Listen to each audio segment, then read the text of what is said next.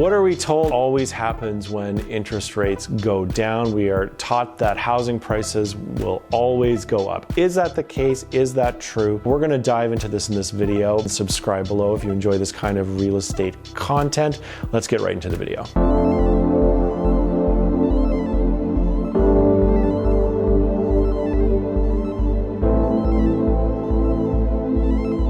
So you'll see agents all the time saying, don't wait to buy and wait. If you wait for rates to go down, housing prices will spike and you'll end up paying more. Is this always true? Is it a direct correlation? How fast does this happen? This orthodoxy permeates the real estate market. What we always like to tell all of our clients, there's two things that make a good real estate deal. You have to be ready and you have to be comfortable. And there's truths into both sides of this argument. If interest rates come down and incomes haven't kept up to where housing prices are, the average household income is around $110,000 and average house price is up over $800,000. The math doesn't math. It really doesn't matter what the rate is. It also depends on the amount of debt that people are carrying. In our current market, rates do appear to be coming down. However, there is a massive amount of household debt in Canada at this current time. So even if rates do come down, if people can't afford to buy that house because they're carrying so much household debt, doesn't necessarily mean that those prices are going to spike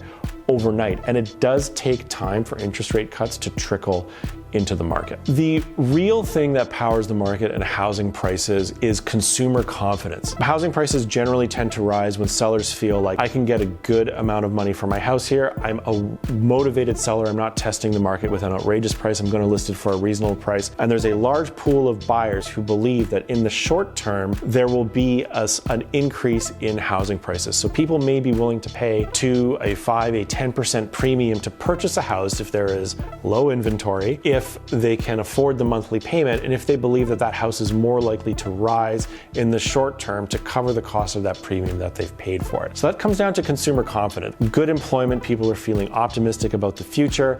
They have some savings. They believe that they're going to be happy putting down roots in this neighborhood. These things are far more important than just an interest rate. People like to see that neighborhoods are becoming vibrant, that small businesses are opening up, that neighborhoods are relatively safe, that they feel that they have a future for their friends and their family, and that they're going to get a return on that investment. Similarly, the sellers feel like, I'm not going to try to get an outrageous price for this home. We'll price it reasonably. I've owned this home for a while. This is going to allow me to step up into a home that is also reasonably priced.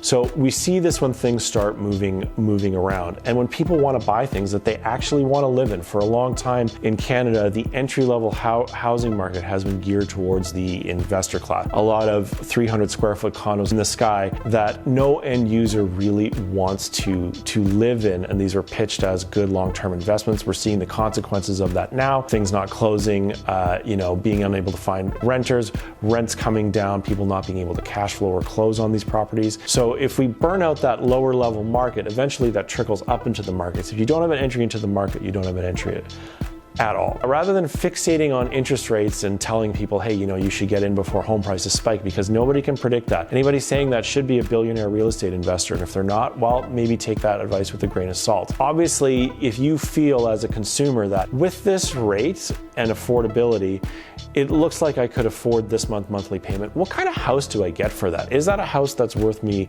leaving my current situation right now and considering doing that?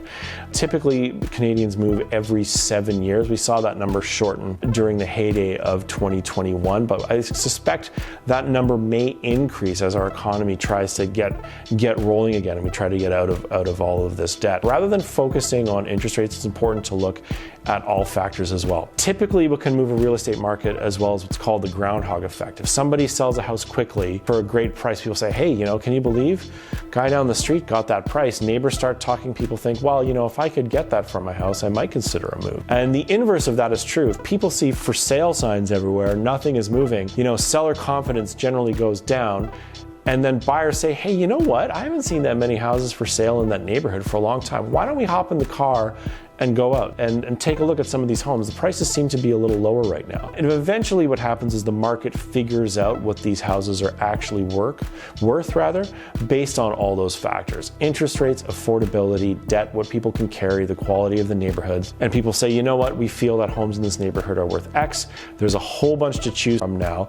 As that inventory gets gobbled up, that's generally when we see home prices starting to go up. But you need to have all these factors. Affordability needs to be there, carrying costs need to be there, the quality of what's being listed needs to be there, consumer confidence needs to be there. So there's a lot more to the story than just interest rates, as always. So should you wait and see in a declining interest rate environment, or should you act? You have to be ready and you have to be comfortable. Sometimes you're ready before you're comfortable, or you're comfortable before you're ready, and one forces the other. These markets that are changing, where there's uncertainty, it can be a good opportunity, especially if you've been sidelined for a long time. There's nothing wrong with getting together with your team of professionals and say, hey, look, I'm seeing a lot of houses for sale in my neighborhood. What's going on out there? Why are there houses that are listed with like, a 10 to 20% delta between their list price? What are these actually selling for?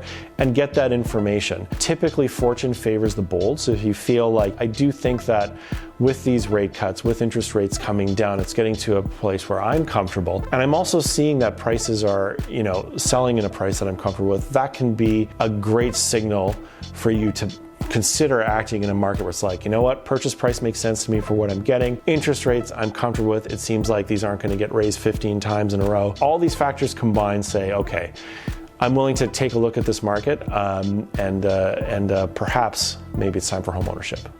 All right, so I hope that you found this video helpful. Looking at interest rates is everybody's favorite spectator sport. You got to be ready, you got to be comfortable. Be sure to click like and subscribe, and we will see you on the next one.